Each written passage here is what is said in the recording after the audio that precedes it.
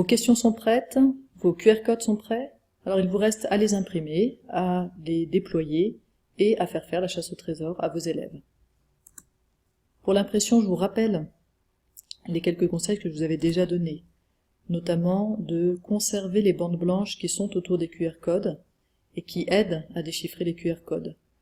Je vous rappelle qu'il faut garder une taille suffisante qui dépend de la complexité du QR code, mais pour que ça reste lisible par les applications qui scannent les QR codes.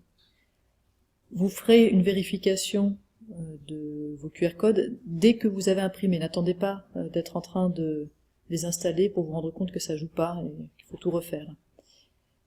Prévoyez tout de suite un double. Au moment de l'affichage, si vous avez un problème, vous pourrez comme ça passer avec cette sécurité. Et puis, si c'est possible, plastifiez vos QR codes pour les rendre plus résistants aux conditions du plein air. Pour le déploiement, prévoyez ciseaux, scotch, stylo. Même si vous avez déjà vérifié vos QR codes au moment d'impression, revérifiez que vos QR codes sont encore déchiffrables après affichage.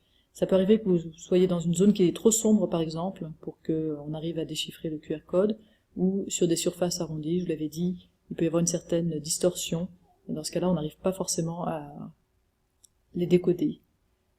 Notez l'emplacement de vos QR codes, et puis, si besoin, mettez à jour vos cartes et vos mini-sites liés à vos questions.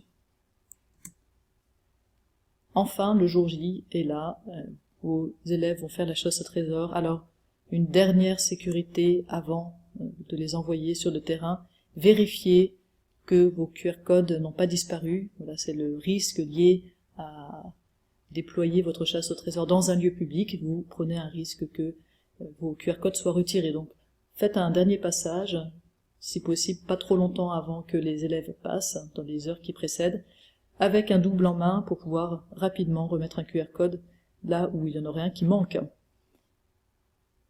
Pour l'après chasse au trésor, vous avez plus de temps pour faire le ménage et retirer vos QR codes.